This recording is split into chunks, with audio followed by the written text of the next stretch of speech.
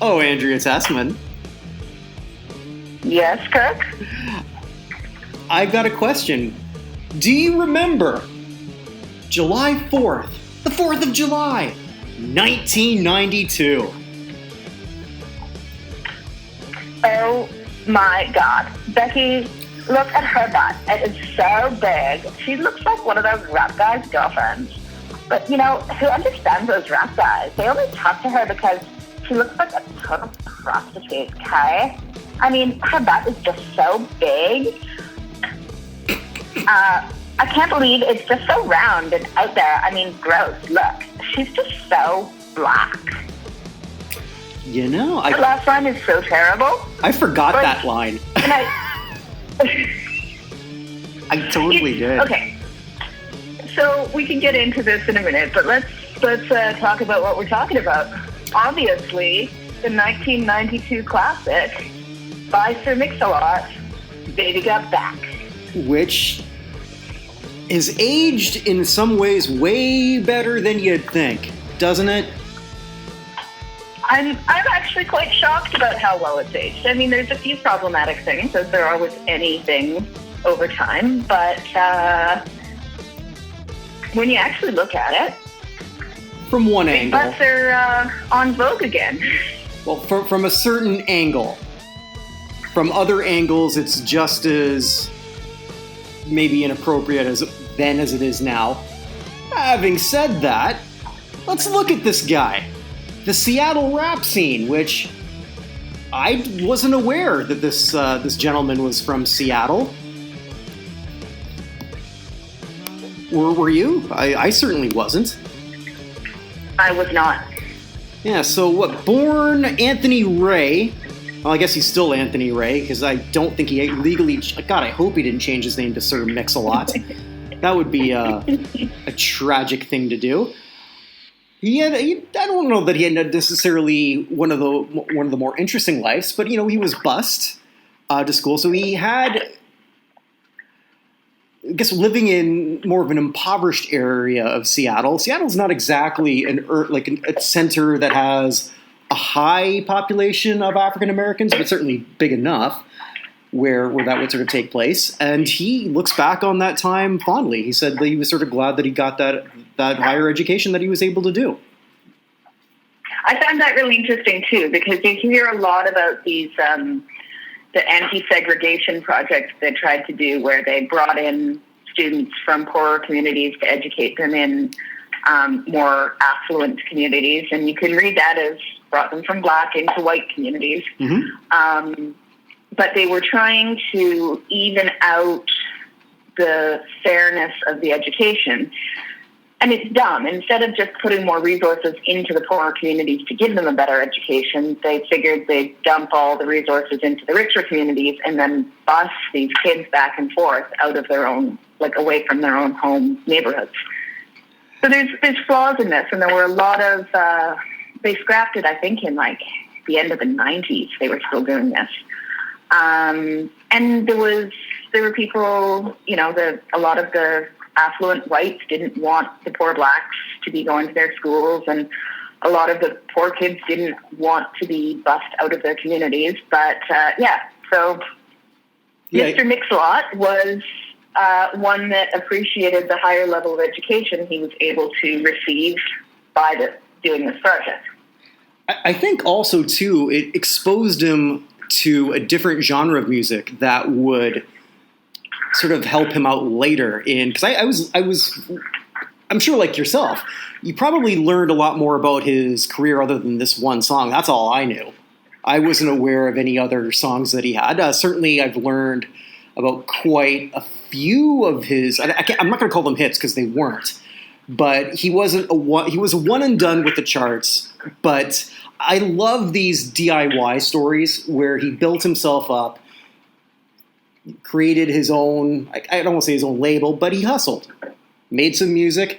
Did you see his? And this obviously, not obviously, but this probably might have happened from going to a white school where he's rapping, not covering, but he's rapping to Iron Man by Black Sabbath. Yes. Yeah. I was actually quite impressed with how well composed he is. Like he speaks very well. His in any interviews and stuff. I don't know if you caught the Blake Lively quoted the what was it? I definitely did not read anything by Blake Lively. I definitely did not read anything about by Blake Lively. So Blake Lively posted an Instagram picture of herself in a red carpet dress showing off her booty and tagged it the LA face with an Oakland booty or something. I can't remember exactly what the line is now. And people went stupid about it. This was about 5 years ago, saying like, how dare the pretty white girl, take our lingo, something, blah, blah, blah. And Sir Mix-a-Lot defended her, saying, look, the song isn't about black or white or race. It's about being happy with yourself and your body and celebrating it. And he actually wrote like a several hundred word response to this, basically telling people to calm the fuck down. So it sounded quite amusing. Although, if I was the people who were attacking, and I sort of read some of the stuff that he said before in other interviews, I might be confused by his response in defense of Blake Lively. Well, here's the thing that I wonder, and I can't answer this at all. I'd like to think one thing, but it probably is the other. Do you think that so there's all of this about him saying it's all about, celebrating bodies, and so he was saying that he wrote the song because his then girlfriend was pissed off at all of the commercials depicting the heroine-looking actresses or models that were all over the magazines and commercials. And it's really true. If you look at the body types in the 90s, late 80s, 90s, it was all these just tiny, frail-looking waifs that had no meat on their bones. Like, we were basically back to the Twiggy days.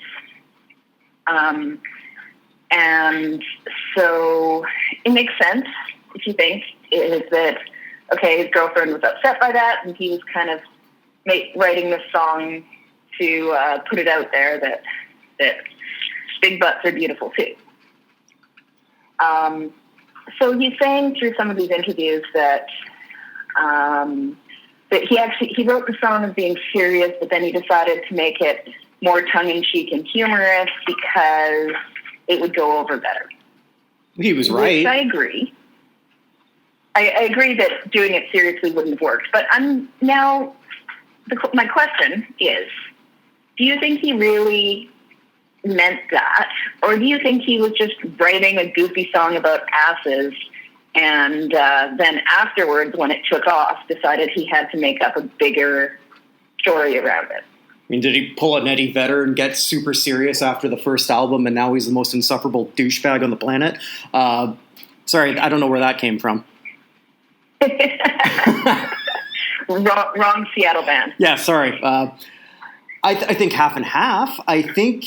When we're looking at the lyrics, he did reference Cosmo, and I sort of took a few notes on this because the amount of Cosmopolitan magazines I've read in my life totals 0. The amount of Cosmopolitan covers I'm aware of is 1, and I'm going to get to that a little bit later because I think it's very, very relevant. And it might be one you're familiar with too. I will also say this: if you're buying magazines now, why? But anyway, I think I think he did mean that half and half. When you look at the video, which I don't know how much input he had, I mean, it's a celebration of black ass. There was a quote by him apparently that the girls were going to be in skimpier outfits than they were. And then, they're wearing gold lame booty shorts, but it's nothing compared to some of the videos that are out there now. And he said, no, this video is called Baby Got Back, not Baby's a Hoe. Yeah, I think. I think though, like to your original thing, I think there was certainly some consciousness of that, but it's not like we're talking about the most cerebral rapper and lyricist on the planet. That's not who he was. That's not who he is. I think he stumbled across something that became more socially aware year by year, and who the hell would have saw that coming? Mm-hmm. And I mean, so to go back to that, oh my God, Becky bit at the beginning, that really is, so that was dubbed by his girlfriend, who was the one who he came up with the idea of the song with. And that it really was digging at that perception of only skinny white girls are pretty, which is why if you actually read it and listen to it, it's like, I can't believe it's just so round, so out there. I mean, gross. Look, she's just so black. Like, that's pretty indicative of they're trying to make a statement. Oh, totally. They were totally trying to make a statement. And let's also be honest. There were some white girls then, probably a few now, that would say things just like that. Except now most of the white girls want those black girl booties. They totally do. I'm trying to look here. Where's the Cosmo bit? So, and I guess it's sort of like, yeah, here we go. Yeah, baby, when it comes to females, Cosmo ain't got nothing to do with my selection. 36, 24, 36, haha, only if she 5'3".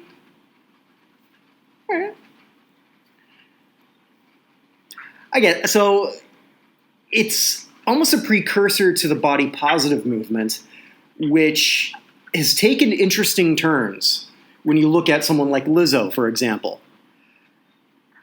Mm-hmm. Lizzo, to me, when I look at her, it's super easy to be that body positive when you're that damn talented and you have a doll face.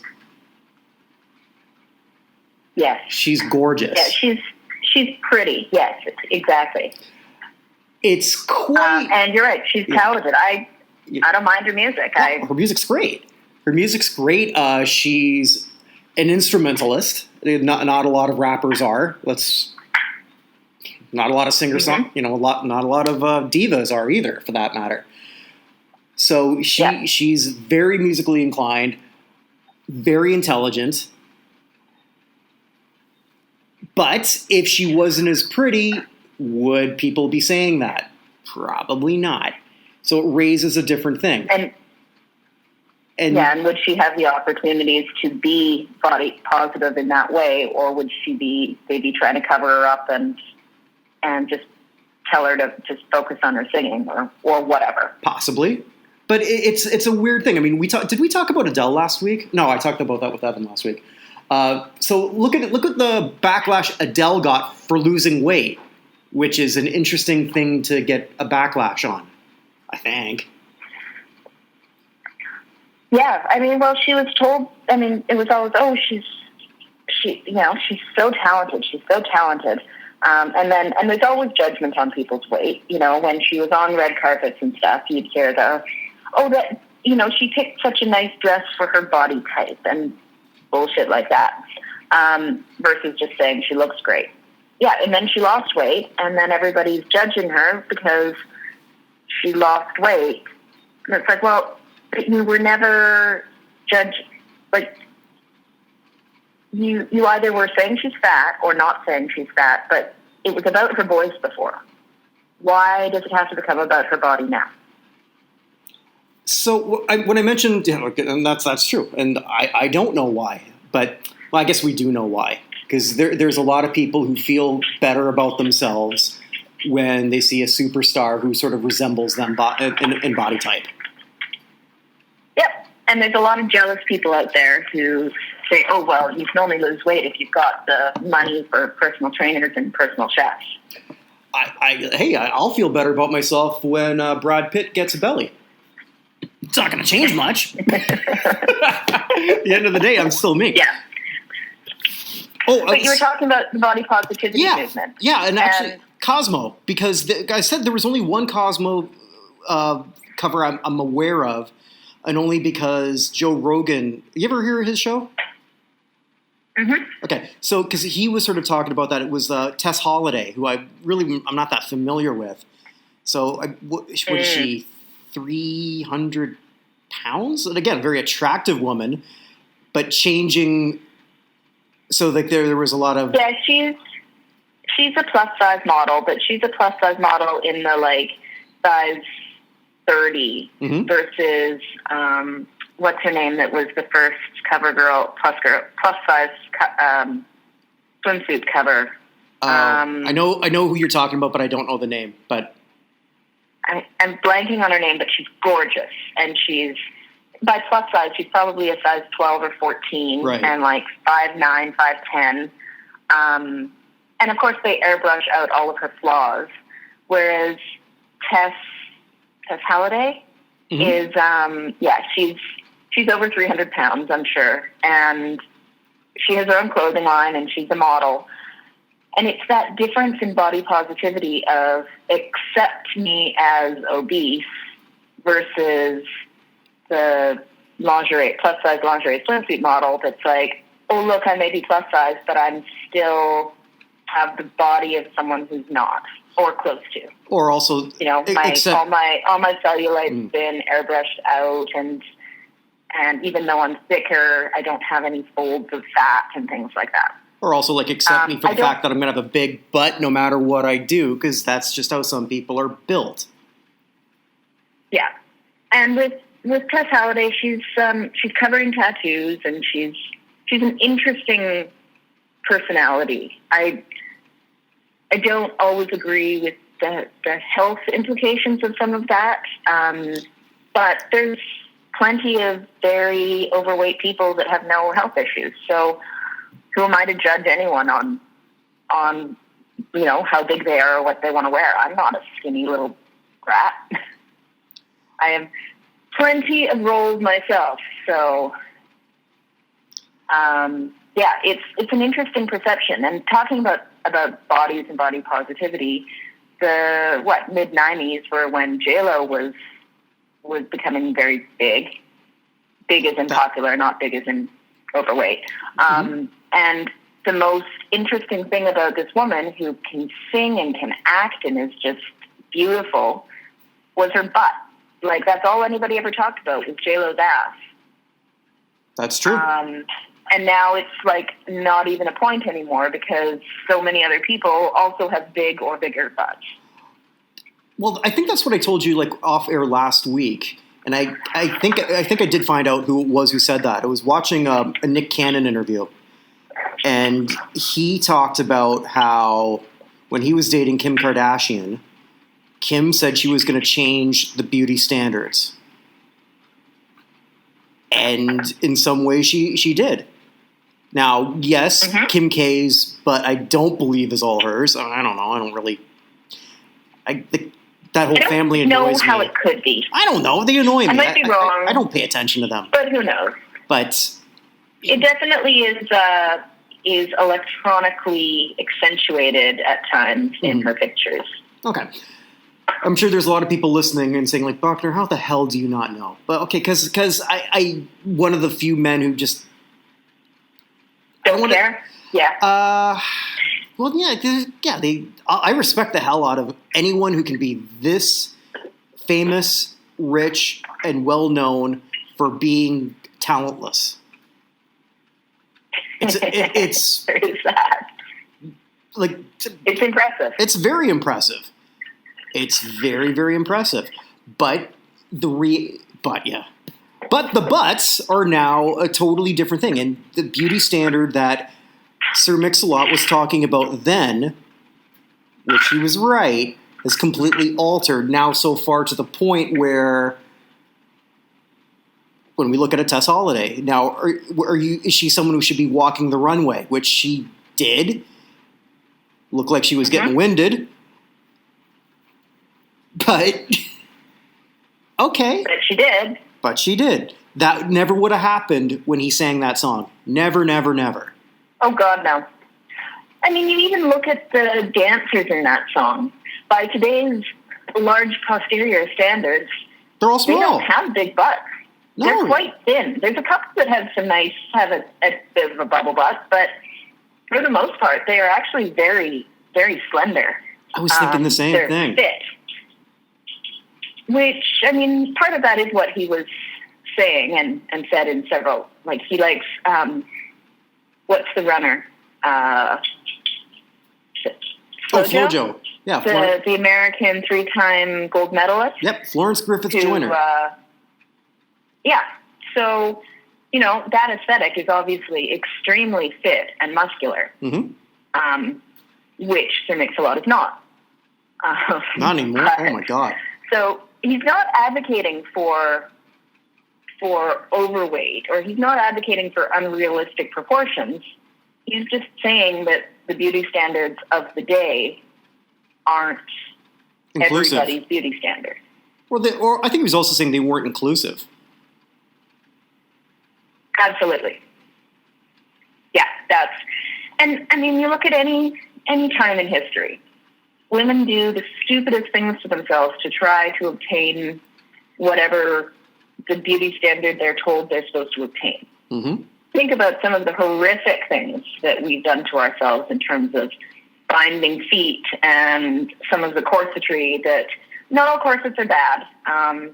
A lot of them, in fact, weren't nearly as restrictive as we're led to believe by old television and movies, but some of them were literally designed to reshape your rib cage.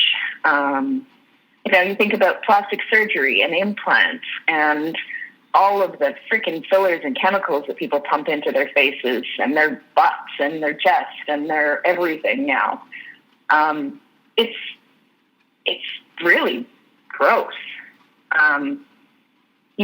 Not that people want to do that or that they do go through it, but that the expectation of society is that we will spend our lives forever pursuing something that isn't natural. Well, it's not just an American-Canadian phenomenon. In South Korea, look what they do.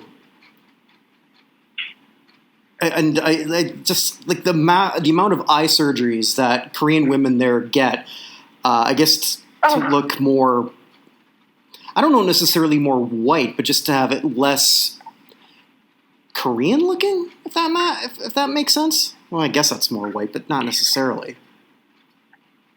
Well, I mean, in Jasper, one of my friends, who's Filipino, was forever complaining about her mono eyelid, and actually one of the other girls was too.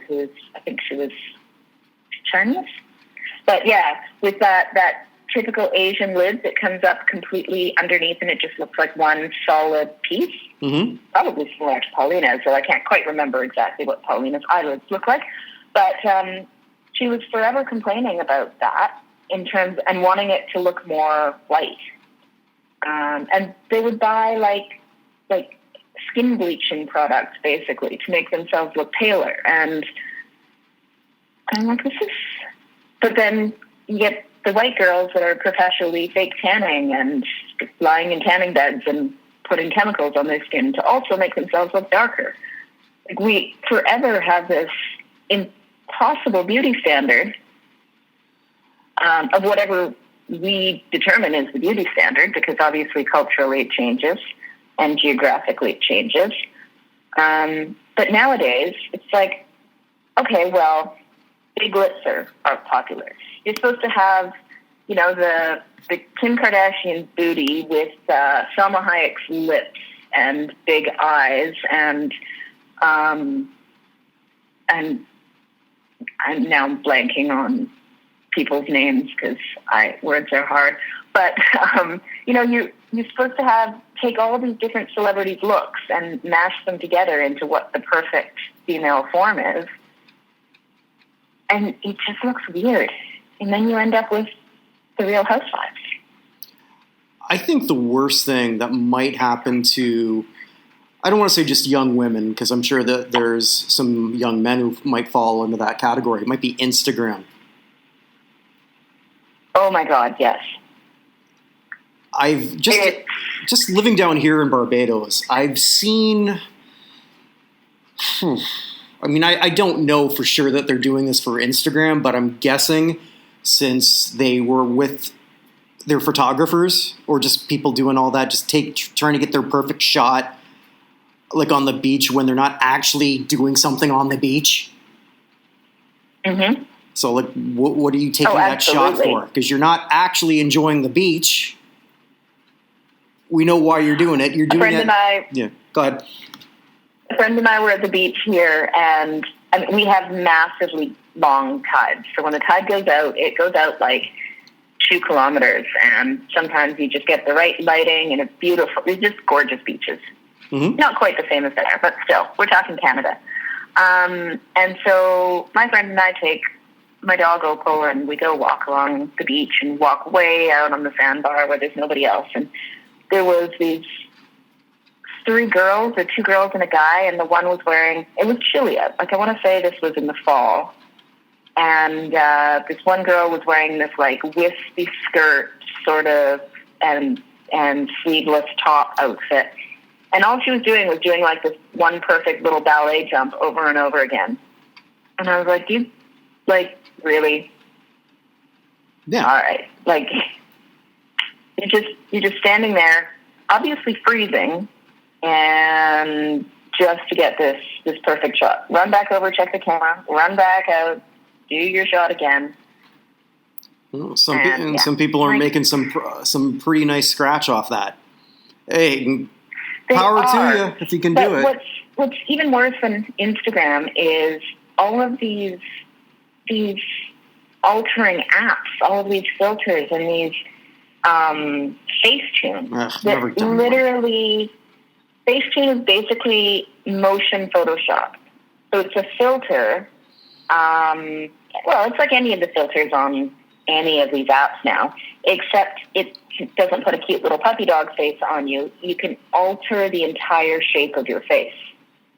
So you can elongate, you make your eyes bigger, you do all of these filters, and people are using these heavily, heavily filtered photos and posting them as reality. And, I mean, we all know that everybody's filtered now. I really hope nobody looks at I hope that nobody looks at these absolutely perfect photos and doesn't understand that these people are doing this semi-professionally. They know how to pose, they know how to use the filters, and they know how to Photoshop the whole thing afterwards to make it look perfect. And so I don't have as much concern for the general public because by now we know better than to believe it. But how do these so-called influencers feel about themselves when they look at themselves in the mirror and it's not that person that they're putting out to the world? They might. I don't know. That's a very good question. A lot of them might feel that that's just what they have to do to keep up. A lot of them might look at the mirror and just think that just works. It's like I'm just going to equate that to sports. It's their steroids. It's what you got to do to keep up. Mm-hmm. Like if you're watching if the Olympics actually happen this year, which I doubt they will, when you're watching that 100-meter dash, they're all taking steroids. It's just a matter of which one did it better. And the ones that aren't detectable. Mm-hmm. But anyways, we veered a long way off course. Yeah. There was a place I wanted to go here with this, because this is one thing that this song did. It sampled something that I forgot all about, which was the second time this was sampled by a rap artist in a 4-year period. The Me So Horny bit. Mm-hmm. So we want to talk about how this song is actually positive intending for African American women. Now we have the second use of this clip, which is I don't know that it was necessarily. Did you ever see Full Metal Jacket where that clip came, where that Me So Horny bit came from? I did a very long time ago, but I have seen it. Yeah. And so for those who haven't, it's it's a Vietnam War movie directed by Stanley Kubrick, an interesting individual who I wonder if he would have known the cultural impact of just that one bit. But the line was a Vietnamese prostitute comes up to I believe it was the Matthew Modine character and was trying to make a transaction and just said, "Oh, me so horny, love you long time."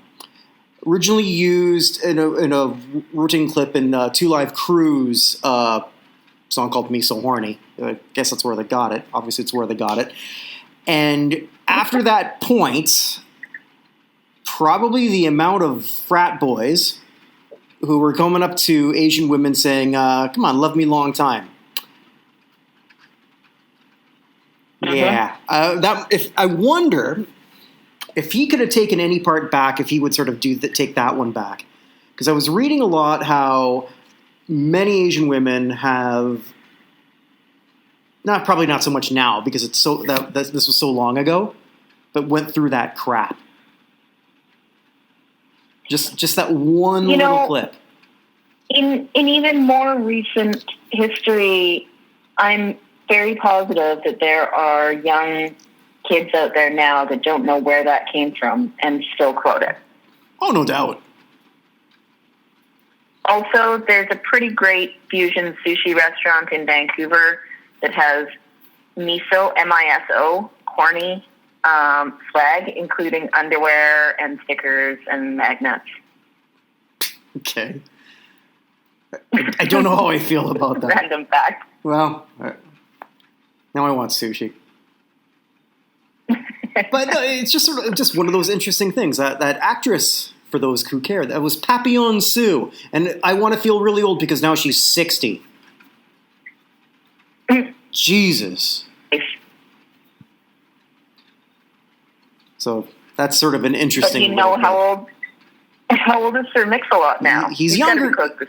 He's younger than 60, 57. So yeah, after this hit, he never had another hit. Did a couple other things, tried, but he doesn't seem to be unhappy being a one-hit wonder. So the man is actually fairly smart in the sense that he made sure he owned the rights to his music, and he leveraged the hell out of it. He even was quoted saying that, he's not going to force himself down the public's throat. He's not going to push out a bunch of music if people aren't interested in listening to him anymore. But apparently that one song netted over $100 million. I believe it. Not necessarily for just him, but he's worth something like 20+ million.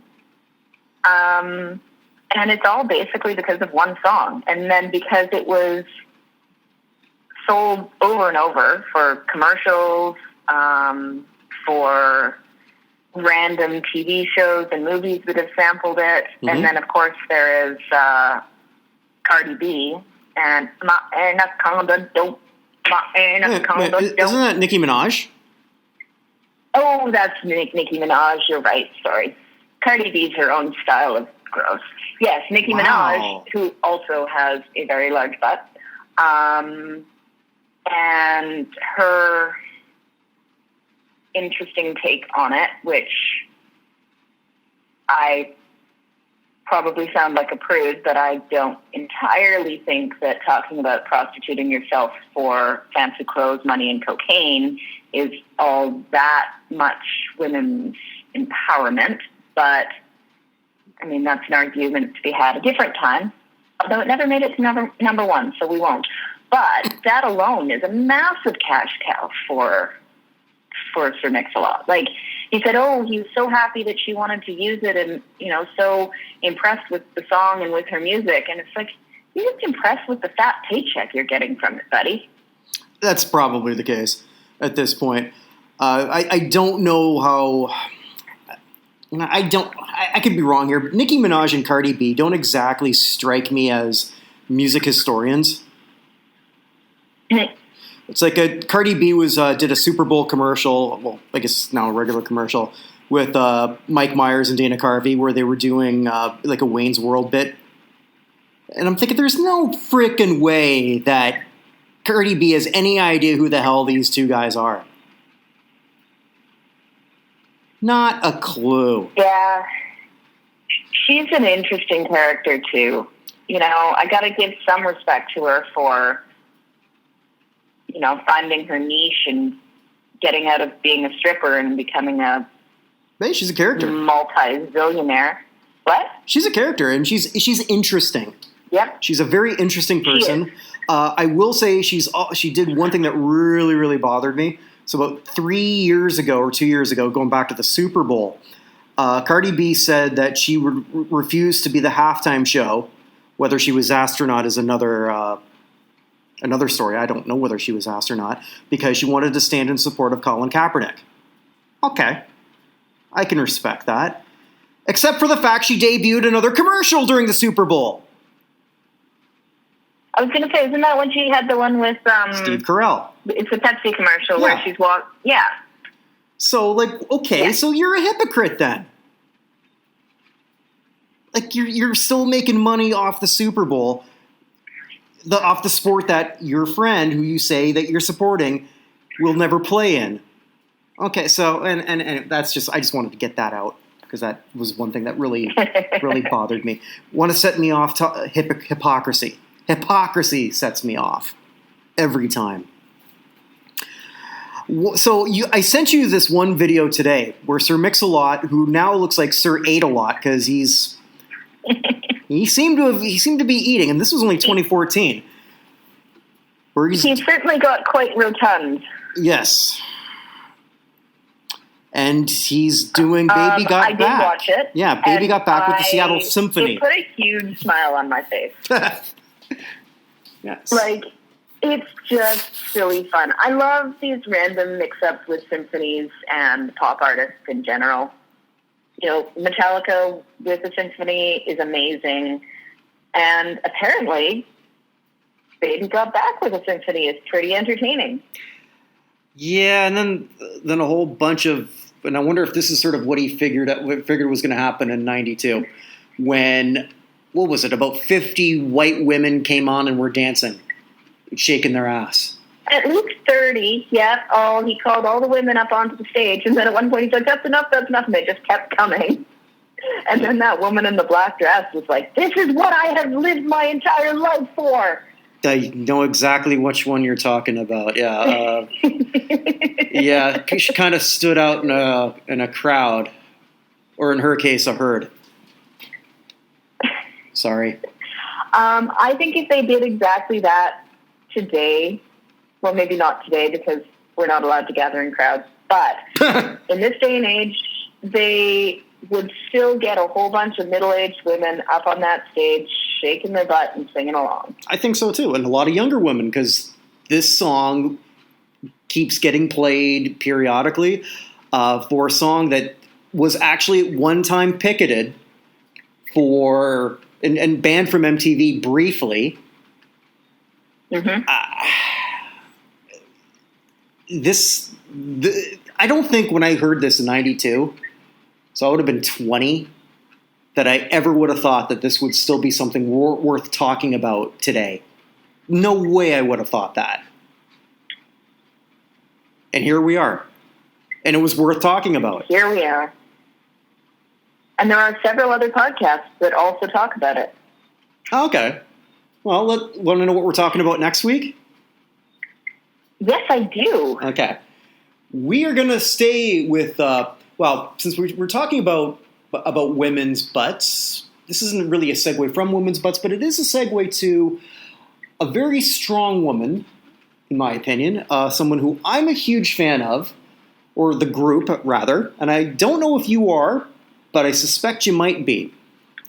We're going back to 1983, and we're going to look at the only number one hit by the Eurythmics.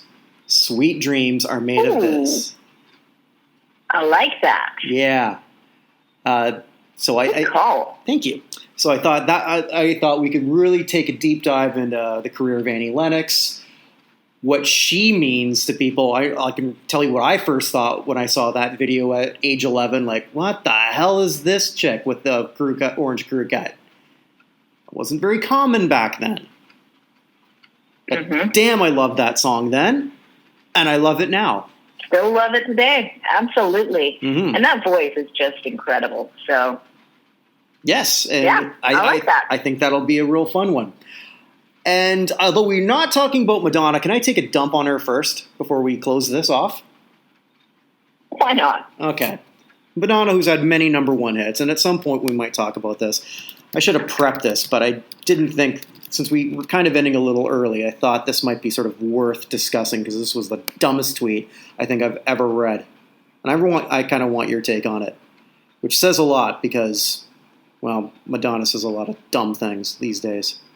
I think or did she delete it? She might have deleted it.